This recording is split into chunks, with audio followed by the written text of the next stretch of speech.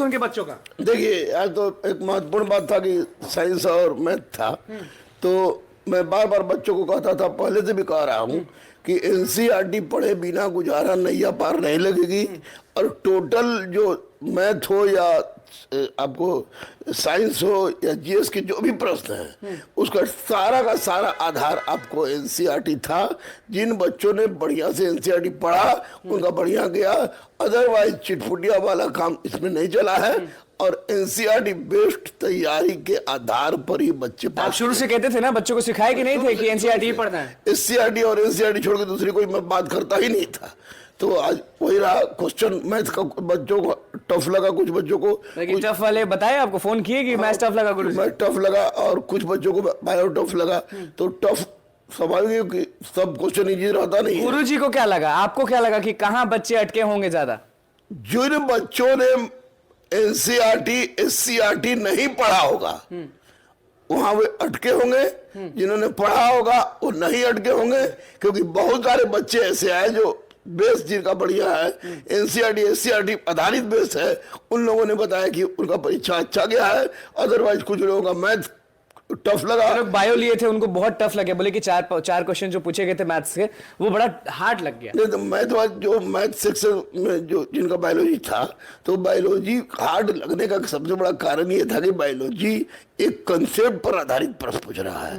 अब पहले था कि फैक्चुअल पूछता था, लेकिन अब कंसेप्ट पर पूछ रहा है। तो ऐसी परिस्थिति में निश्चित रूप से अगर लड़का एससीईआरटी और एनसीईआरटी का गहन अध्ययन नहीं करेगा तो उसको दिक्कत होगी। तो कितना ले आएंगे कि बेड़ा पार हो जाएगा? 60-65 मैं बोल रहा हूँ। फिर कह रहे हैं, कल भी कहे थे, आज भी कह रहे हैं। मैं बोल रहा हूँ क्वेश्चंस का स्टैंडर्ड पिछले बार के अपेक्षा से इस बार टफ रह रहा है। टफ पिछली बार टीआरई 1.0 से इस बार टफ है क्वेश्चन। टफ रह रहा है। भले इसको फ्रेंडली बोले कि स्टूडेंट फ्रेंडली बोले अतुल सर, लेकिन वास्तविकता ये है कि 60-65 से अधिक कट ऑफ नहीं जाएगा, नहीं जाएगा, नहीं। क्या मजबूरी रह गई कि टीआरई 1.0 से हार्ड इस बार कर दिया गया? मतलब कि क्यों हार्ड नहीं किया गया?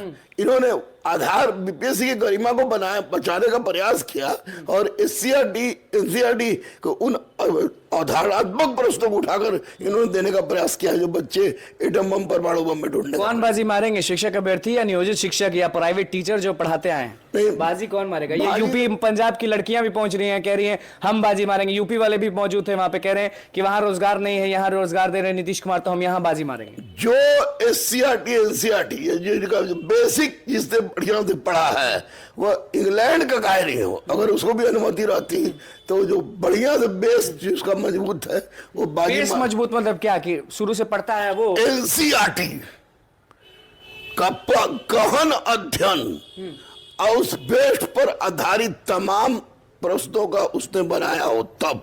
अदरवाइज कोई गाइड उठा ले, मैंने भी गाइड निकाला था, गाइड निकाले थे, लेकिन कुछ नहीं, कल भी 30-35 ज्यादा नहीं। कोई किसी गाइड वाले की औकात नहीं कि कह दे कि हमने 30 से ज्यादा कुछ लड़ा हो। कह दिया तो गलत है, झूठ, वो झूठ बोल रहा है, झूठ बोल रहा है। तो इसी परिस्थिति में बिल्कुल नहीं, कल भी एनसीईआरटी एससीईआरटी था, आज भी एनसीईआरटी। होश नहीं ना उड़े होंगे शिक्षक अभ्यर्थी के जब क्वेश्चन पेपर सामने आया होगा, बायो देखा होगा उन्होंने, मैथ्स देखा होगा। लोगों ने ठीक से नहीं पढ़ा है, मैक्सिमम लोग तो इसमें ऐसे बच्चे हैं कि जिन्होंने अध्ययन को उस तरह से नहीं लिया।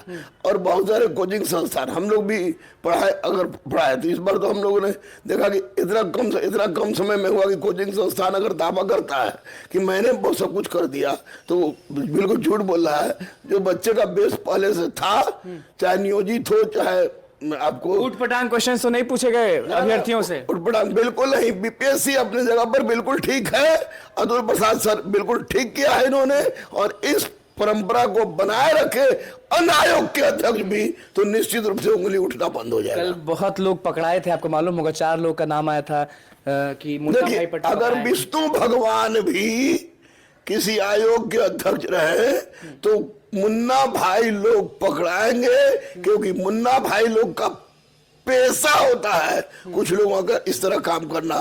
कल 4 पकड़ाए हैं और निश्चित रूप से कुछ निकल भी गए होंगे। बढ़िया तो नहीं होंगी टीआरई 2.0 में? नहीं, बिल्कुल। रिजल्ट में क्या करेंगे अतुल सर? अतुल सर से यही रिक्वेस्ट है कि हुजूर आप है बड़ी अच्छी आदमी। मतलब कि परीक्षा आप कह रहे हैं, पिछली बार भी कहते परीक्षा देते हैं बढ़िया से, रिजल्ट में गड़बड़ा देते हैं। आप है बड़ी अच्छी आदमी, लेकिन हड़बड़ जिन्होंने मार के आया है वो भिड़ जाओ, और ना हो तो शादी ब्याह नहीं किया तो शादी ब्याह के भी लिए तैयार रहे। शादी ब्याह के लिए तैयार है? हाँ तैयार है, हो जाएगा 60-65 पर। तो फिर रिजल्ट में अगर कुछ हो गया तो?